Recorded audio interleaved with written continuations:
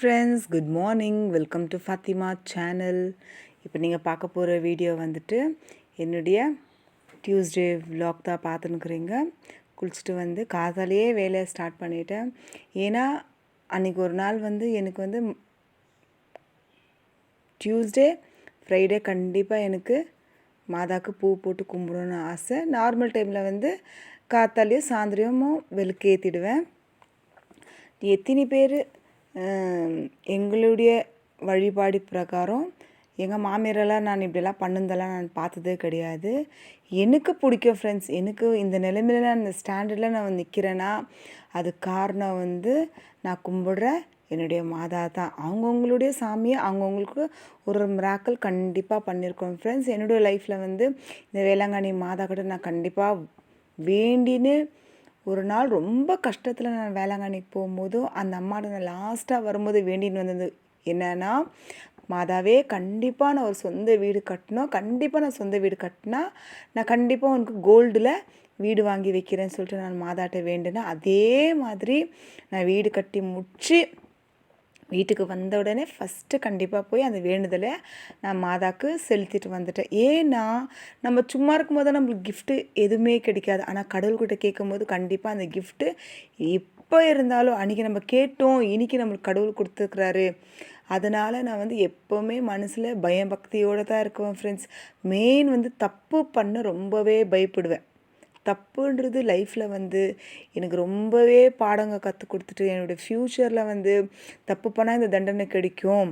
நம்ம வந்து ஒளிவு மறைவு இல்லாமல் நம்ம உலகத்தில் வாழணும். நம்மளுக்கு யார் மூலியமாகவும் எந்த ஒரு தப்பான வாழ்க்கை வாழக்கூடாது.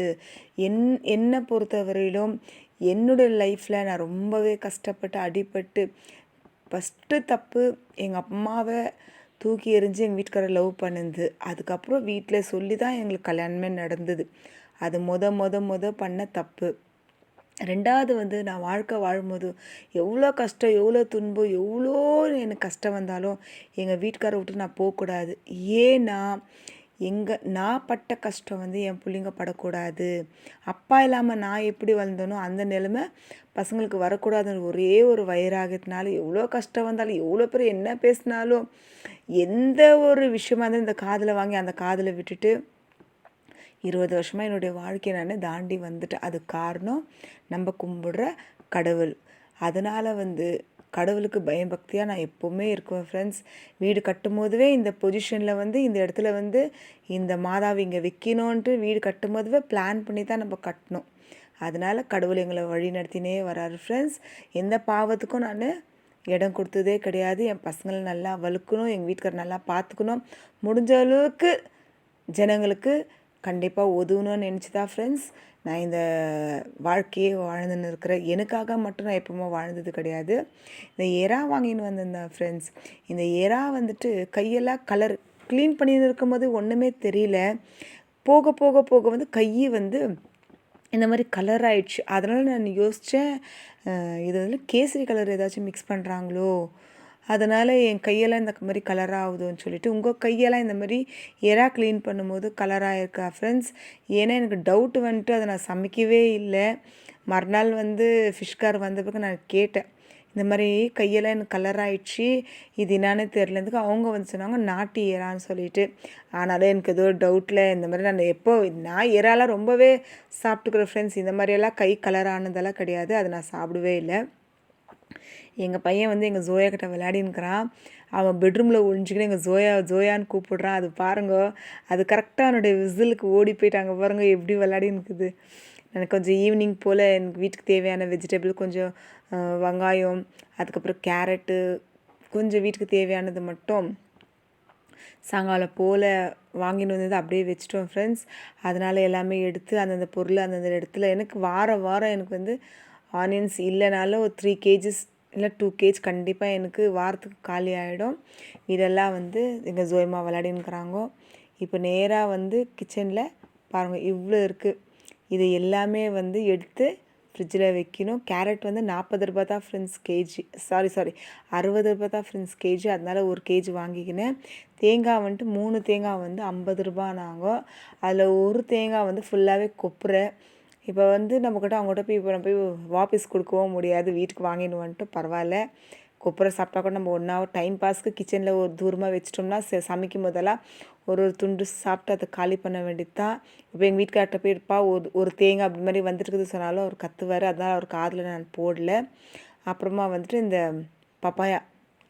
பப்பாயா வந்து காத்தாலையில் வந்து சாப்பிட்லான்னு சொல்கிறாங்க. கண்டிப்பாக ஃப்ரெண்ட்ஸ் சுகர் பேஷண்ட் சாப்பிட்ணுமான்னு தெரில, அவ்வளோ ஒரு ஸ்வீட்டாக அவ்வளோ ஒரு டேஸ்ட்டாக இருந்துச்சு இந்த பப்பாயா.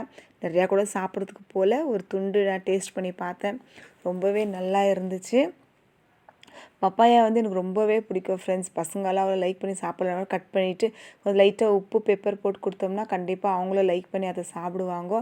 ஏன்னா வயிற்றில் குழந்தைங்களுக்கு பூச்சி இருக்கா இல்லைங்களா, இது வந்து கிட்டத்தட்ட 6 மந்த் பேபிலேருந்தே பப்பாயா கொடுக்கலாம், அது ரொம்பவே நல்லது. ஏன்னா தேவையில்லாத பூச்சிங்கெல்லாம் இந்த பப்பாயா உடைய பெனிஃபிட் அவ்வளவு நல்லாயிருக்கும் ஃப்ரெண்ட்ஸ். வெண்டைக்காவும் வாங்கிக்கிறேன், 40 ரூபா தான் கேஜி. அவரைக்காவும் 40 ரூபா தான் கேஜி. அதனால் வாங்கினோம். தக்காளி ரொம்ப விலை ஃப்ரெண்ட்ஸ் பெங்களூரில். அதுக்கப்புறம் வந்துட்டு எல்லாமே ஓரம் கட்டினோம். இது வந்துட்டு வீட்டுக்கு வந்து எங்களுக்கு பாதாம் முந்திரி பிஸ்தாலாம் போட்டெல்லாம் இந்த மால்டோவா நான் பண்ண போகிறது கிடையாது. வெறிய துவரப்பருப்பு கடலப்பருப்பும் கெவுரெல்லாம் போட்டு எல்லாமே ஃப்ரை பண்ணி நான் ரெடியாக வச்சுருக்குறேன் ஃப்ரெண்ட்ஸ். நைட் ஆயிடுச்சு, எல்லா வேலையும் முடிச்சுட்டு கிச்சனெல்லாம் க்ளீன் ஆகுது. நைட் 11:30 கிட்ட ஆக போகுது. இருக்கிற சாமானத்தெல்லாம் எடுத்து போட்டு கழுவிட்டு வீடை வந்து ஃபுல்லாக க்ளீன் பண்ணின்னுக்கிறேன் ஃப்ரெண்ட்ஸ்.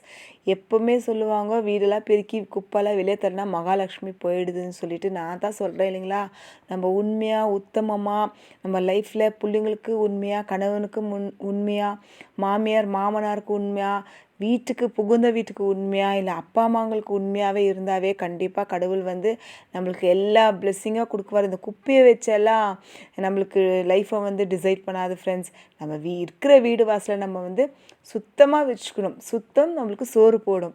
அதனால் நைட்டில் வீடு பெருக்கிறது சொல்லிட்டெல்லாம் நம்மளுக்கு மகாலட்சுமியெல்லாம் வெளியெல்லாம் போயிடாது ஃப்ரெண்ட்ஸ். எல்லா வேலையும் சரி, ஏரியாவே சைலண்ட்டாக இருக்குது ஃப்ரெண்ட்ஸ். இந்த மாதிரி சமயத்தில் என் வீட்டில் வந்து 11:30 போல் நான் வேலை செஞ்சுன்னு இருக்கிறேன். காத்தால ஏச்சி வந்தோம்னா நம்ம கிச்சனை பார்த்தா அவ்வளோ ஹாப்பினஸ்ஸாக இருக்கும். ஏன்னா எல்லா வேலையும் முடிச்சிட்ட பிறகு தான் நம்ம தூங்குறதுக்கே போவோம். எல்லாமே குப்பையை வாரி கண்டிப்பாக ஃப்ரெண்ட்ஸ் நான் எப்போவுமே இப்படி தான் ஃப்ரெண்ட்ஸ்.